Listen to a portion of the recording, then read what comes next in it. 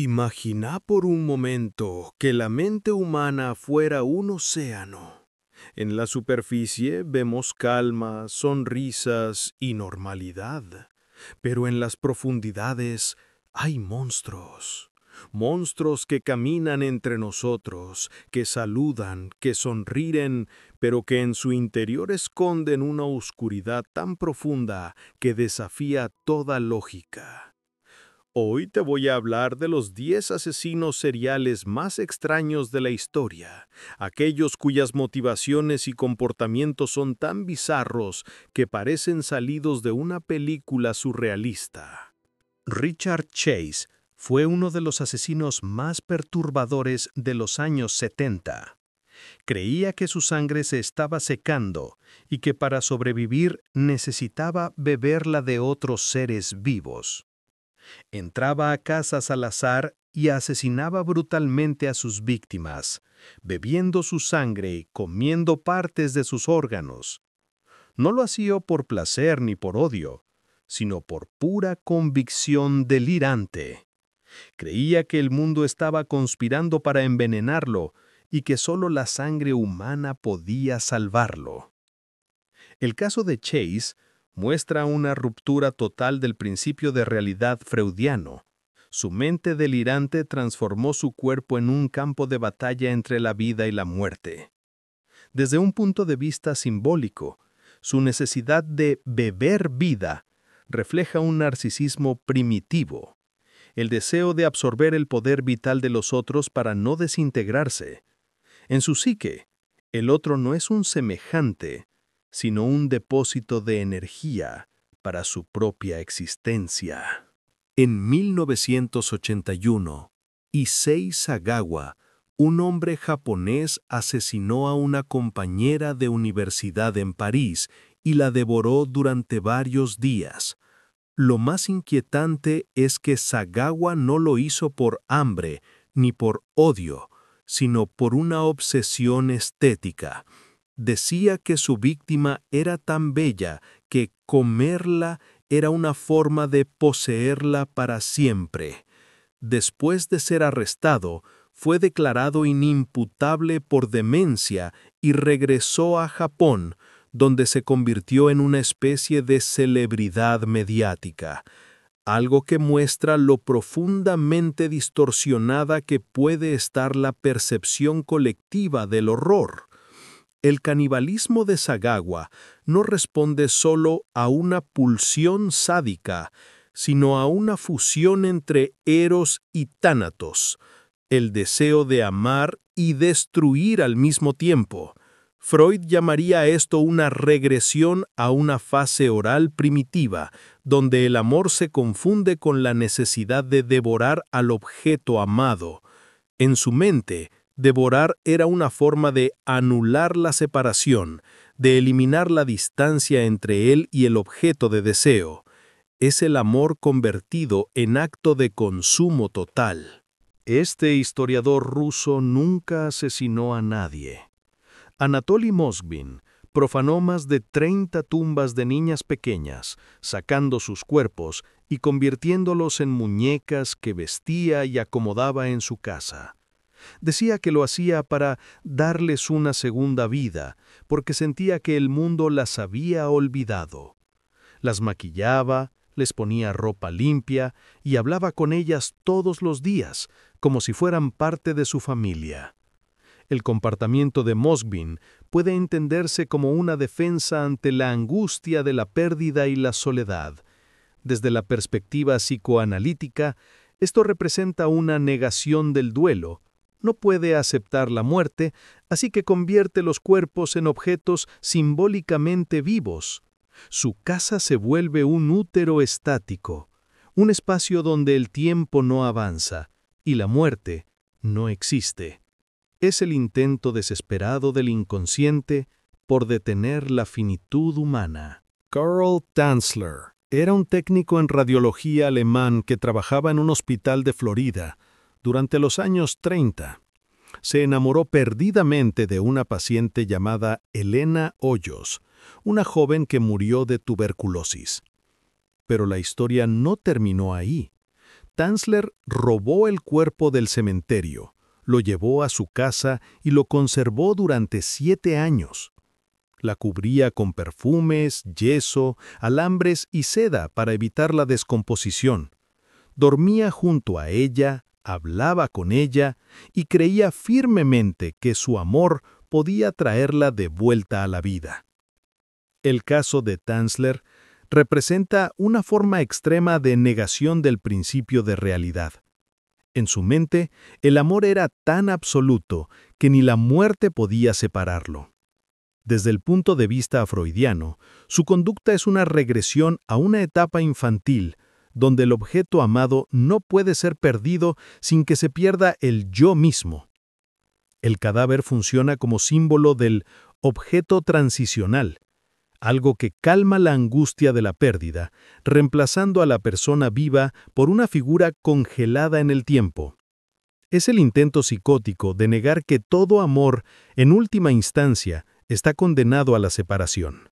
Entre 1988 y 1989 en Japón, Tsutomu Miyazaki secuestró y asesinó a 4 niñas. Lo perturbador no fue solo el crimen, sino su desconexión emocional total y su obsesión enfermiza por el anime, el terror y la pornografía violenta. Guardaba partes de las víctimas, les escribía cartas a las familias, y al ser arrestado, su habitación estaba llena de más de 6.000 cintas de contenido extremo. La prensa japonesa lo apodó el asesino otaku, convirtiéndolo en el símbolo del miedo a una generación alienada por la tecnología y la fantasía. Miyazaki representa la escisión entre realidad y fantasía, un fenómeno que Freud denomina desmentida de la realidad. Su mente funcionaba en un plano donde lo simbólico, la empatía, la moral, la conexión con el otro, había sido sustituido por imágenes. Su deseo no era matar, sino fusionar la fantasía con el mundo real, transformar su universo de ficción en algo tangible. En el fondo, encarna la angustia contemporánea de una sociedad que ya no distingue entre lo real y lo virtual, entre el otro humano y el objeto de consumo. Joachim Kroll, un hombre alemán, activo entre los años 50 y 70, asesinó y comió a varias de sus víctimas. Lo más grotesco fue su motivación. Decía que comer carne humana era más barata que comprar carne de cerdo. Kroll no tenía un plan ni una ideología. Actuaba con una lógica fría, casi mecánica. Cuando la policía lo arrestó, encontraron en su olla partes humanas cocinándose junto con papas. Kroll muestra una psicopatía desvinculada de todo contenido simbólico o emocional. No mata por placer, ni por impulso sexual, ni por poder. Mata por pura funcionalidad.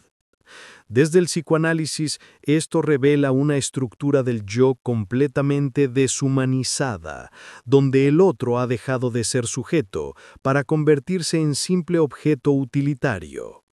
Es el triunfo del principio de realidad más brutal, desprovisto de toda moral o fantasía. En términos lacanianos, Kroll encarna el deseo vacío del capitalismo llevado al extremo.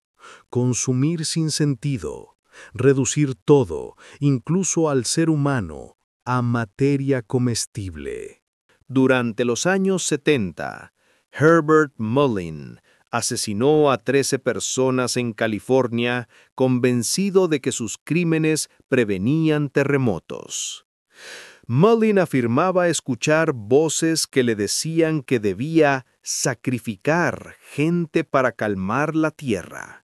En su mente, matar era un acto de salvación colectiva, un deber cósmico.